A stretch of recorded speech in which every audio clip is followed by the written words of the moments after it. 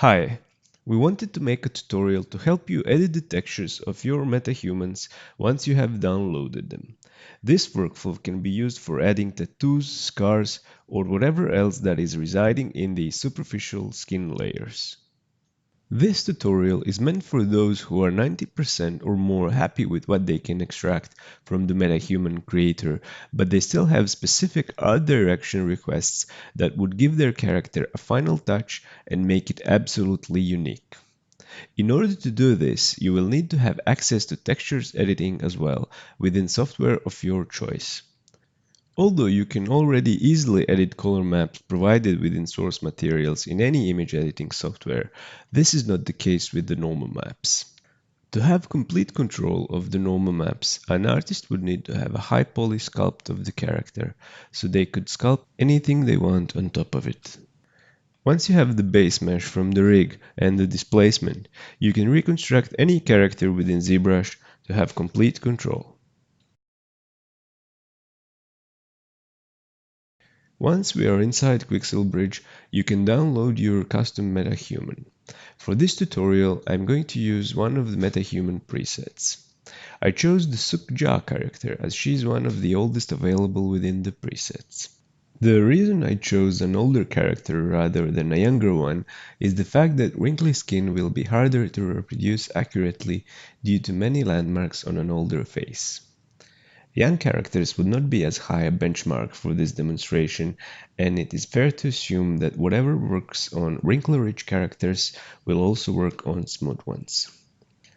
As you can see, I have already downloaded this character. There are a couple of options to keep in mind before exporting. Firstly, make sure to have the right resolution. Apart from that, you can select all the textures you might need in the download settings. Some of these, like the displacement map, are currently unavailable, but you don't need to worry about them for this tutorial. The next section in the download settings is dedicated to models, and here you can choose which source assets to download. Some of these settings are just preferred options, and again, you don't need to worry about them. For this demonstration, the most important of those would be the source Z-tool. While we don't have the Z-tool or displacement as source files, we can recreate them using normal maps and the base mesh. After downloading the character, make sure you have installed the appropriate plugin for exporting. I'm using Maya and the plugin is already installed, so I can just hit export and have a fully rigged character open in Maya. For the source files, the quickest way to access them is to right-click on the downloaded character in Bridge and select Go to Files from the drop-down menu. In the Explorer window, you can navigate to the Maps folder within the Source Assets folder, where all the character-specific textures live. Inside the Maps folder, we will need color and normal head maps. Both sets contain 4 maps, 1 base or neutral map and 3 animated maps. The first thing I'm going to demonstrate is editing on top of the color maps. This edit contains simple tattoos, and it is a straightforward edit as it does not involve editing of any other maps, since the tattoo information is present only in albedo or color. After loading the neutral head mesh in Mari, the next thing to do is to load all color maps as well. As you can see, these color maps have 2K resolution, even though we have checked 8K for export. As color maps do not contain high frequency information, we provide a lower resolution for optimization. The normal maps, which do contain high frequency information, are indeed 8K, something you can see from the file size. Once I have imported and renamed all 4 color maps, I can start performing the edit.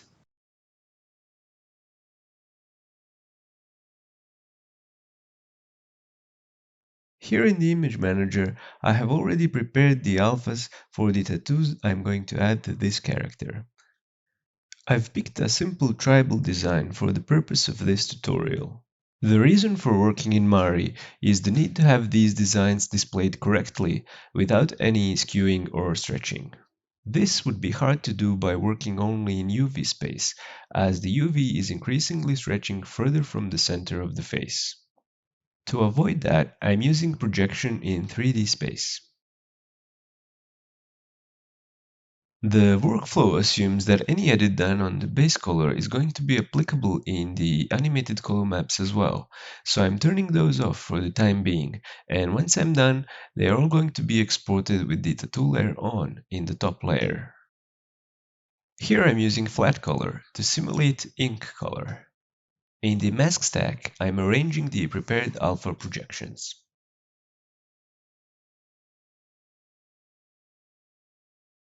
Once I have projected the masks, I'm introducing a bit of blur to make it blend better and to simulate the look of aging ink that dissipates over decades, especially if they were done with traditional tools. Finally, I need to edit the blending mode and color to adjust the end result. Now that I'm happy with the result, I'm going to re-export all color maps with this tattoo layer on.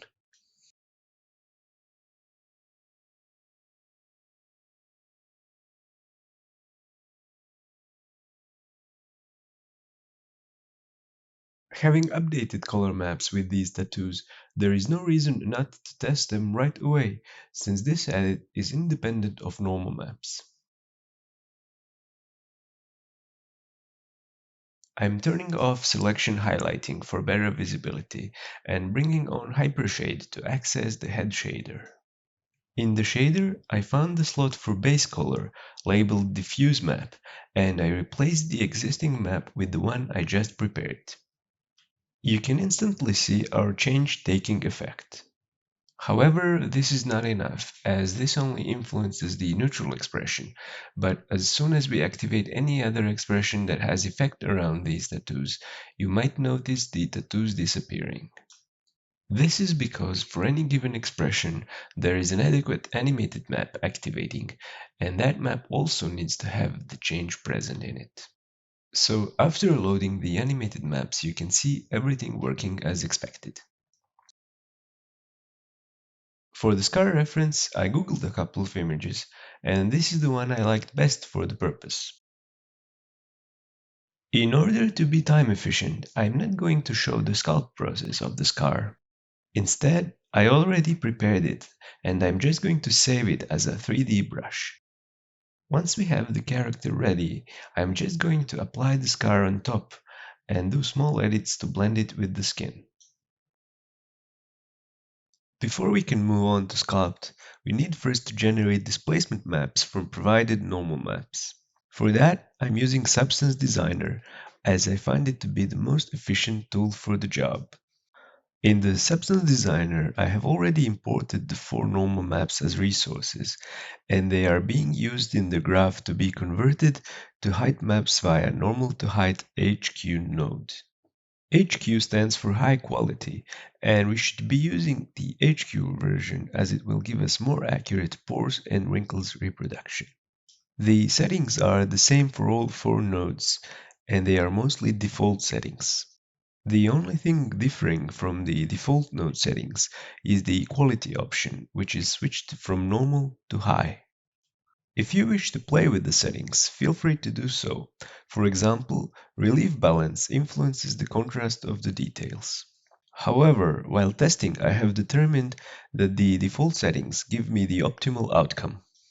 When we have the height maps ready, I'm checking all four of them for export. In the destination folder, I can find these maps, which are going to be used in ZBrush for reconstruction. There is one disclaimer to be made regarding this process. As it is also stated in the Substance documentation, you can never get 100% accurate displacement from normal.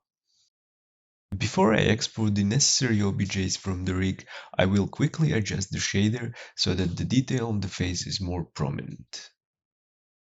You can play with the settings on your own, but for me, usually adjusting the specular and occlusion does the trick.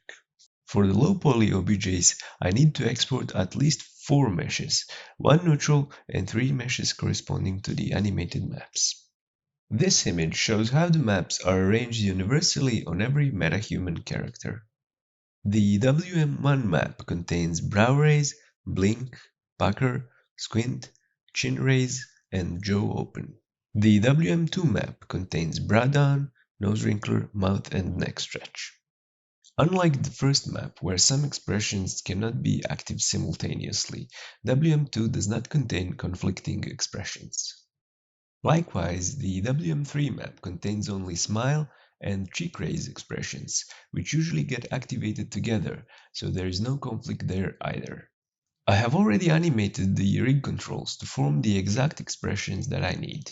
Here you can see what I mean by conflicting expressions. We can store brow raise, blink, and pucker in a single shape, but if I added jaw open or chin raise, they would influence the pucker. Squint would influence blink in a similar fashion, and these influences would look unnatural.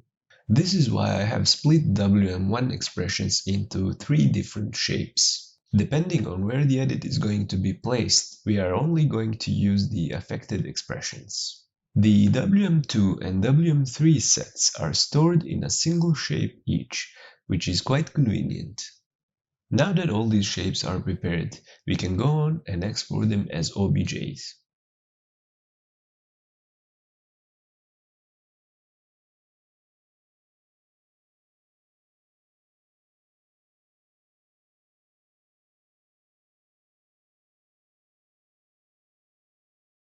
Here we have covered all possible scenarios, but if the edit you will be doing is small and more localized, for example only on the eyelid, then you would use only the neutral and blink.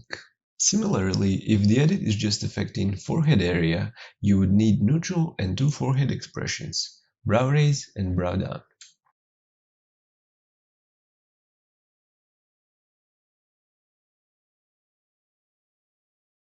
Here in ZBrush, I have imported the neutral mesh and subdivided it 6 times. On a new layer, I am applying the previously prepared displacement for the neutral. One thing that is a consequence of deriving displacement from the normal maps is the fact that we need to eyeball the intensity. As mentioned earlier, this conversion assumes a bit of data loss, since normal maps do not contain information about normal intensity, but only the normal direction. This is why we need to use our artistic judgment and reference images from the MetaHuman creator to get as close a match as possible. Now that we have recreated the character in ZBrush, the next step would be to do all the intended editing on a new layer. In this case, I'm going to add a scar that I already prepared as a 3D brush. I'm adding the scar on a new layer while having the underlying skin layer turned off, so it doesn't interfere. Once I turn both layers on, I can use the morph brush to reveal or hide certain portions of it to blend it nicely. Finally, when I'm happy with the look of the edit on neutral, I can propagate the same edit to the animated expressions that I already exported. Judging by the placement of the scar and comparing it to the expression distribution on the animated maps, it will only partially affect the pucker expression from WM1, nose wrinkler and slightly affect mouth stretch from WM2, and both expressions from the WM3 map. This means we need to use 3 of the exported OBJs, but not all of them, so I can disregard the squint, chin raise, and jaw open. Before updating the Z-tool with the WM1 expression set, I'm turning off all the existing layers. Once I have imported the WM1 shape, I will be repeating the process for the neutral, only this time using the corresponding WM1 displacement map. Now we can just reuse the edit layers. To have the layer stack orderly and easy to manipulate, I duplicated the scar layers so that each WM set has its own associate scar layers, in case it needs to be edited further still, depending on specific wrinkling beneath it. In the layer stack, I am using caps lock for WM1, WM2, and WM3 sections for easier navigating, as they are meant to be active only one at a time with their associated layers. I'm repeating the process 2 more times for WM2 and WM3, just as I did for WM1.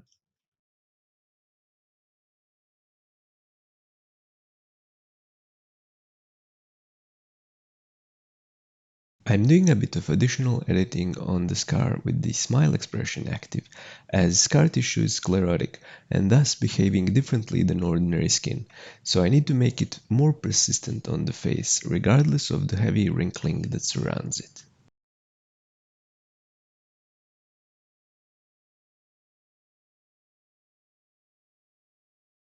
Although the quickest way to bake out these changes would be to do it directly in ZBrush, those normal maps would differ a bit from those in source materials, as the source maps have been baked in XNormal. The reason being is because ZBrush uses subdivision method, while XNormal uses raycast. To ensure best results, I suggest using XNormal or similar raycast baker. To prepare these sculpts for baking, we need to export them first as HiPolyMesh. As this process may take a long time given that each head has 24.5 million polygons, I sped up the process by isolating only the relevant portion of the sculpt where the change occurred.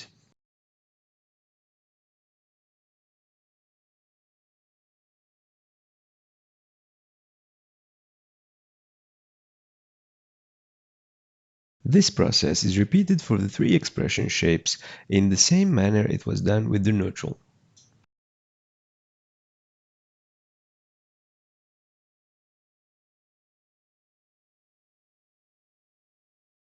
Once we have all high and low poly meshes prepared, it's time to feed them to XNormal for baking. In XNormal, aside from feeding the low and high poly meshes to it and specifying output path, we need to invert the green channel to -y, as this corresponds to DirectX.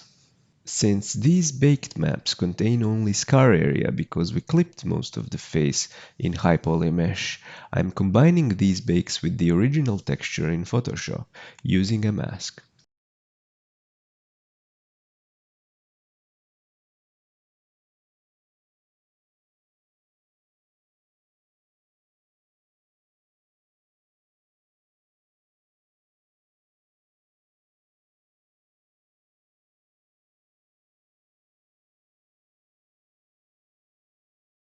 If we quickly compare the bake from ZBrush with the one from XNormal, you can see that the XNormal version looks much stronger.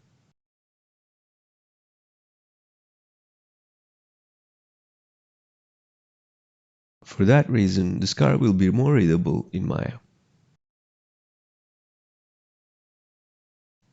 The normal maps are ready, but the scar change is still not reflected in the color maps. To do that quickly, I am going to derive height and curvature from an updated normal map that now contains scar information in it. These two maps are both mostly gray, with value variation that can be utilized easily on top of color map by using different blending modes. Now I'm just putting these on top of a color map and isolating the scar area with a mask. For both of these layers, I came to conclusion that soft light blend mode works best.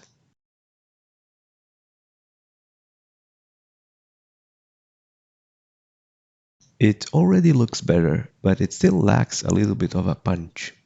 To achieve this, I'm going to use the same normal map I used to derive these two, and I'm going to take one of its RGB channels to use in the same way. The red channel seems to have nice scar detail in it. After pasting it on top of everything with the same mask and soft light blend mode, I decided to take a bit more from it, so I duplicated it and changed the blend mode to color burn. After adjusting the opacity, I'm happy with the color of the scar, so we can group all these layers together and just add the color maps beneath for export. I'm using the same scar color information as I don't expect the color to change much in animation, as this tissue usually has fairly poor blood flow. Now that all editing is done, we are updating color maps in the shader once more. Right away, you can see an updated shader with a much more prominent scar on the cheek. This time around, it's enough to change the version as everything else is the same. So that would be it regarding map editing. Before we wrap the video, I have one final tip. All the edits we have done so far are contained within the color and normal maps exclusively.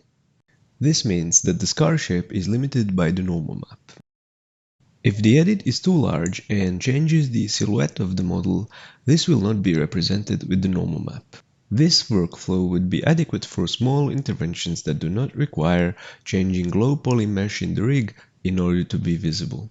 But there is a sweet spot when it comes to the extent of the edits you can do in the geometry before it starts influencing the rig in unpredictable ways. Since this scar does displace base mesh in the sculpt because it is a fairly large edit, there is a way of incorporating that too in the rig. The way to do that is to export the edited mesh from the ZBrush at the lowest subdivision level and add it on top of the rig as a blend shape which will always be on. To do that, I need to find the blend shapes node in the rig and copy its name. Then select the exported mesh and the rig mesh respectively, and in the deform drop-down menu in the edit section, choose blend shape, add, and check the context box. Then you need to specify a node and paste its name below. After you click apply and close, you will be able to find new blend shape added at the bottom of the stack.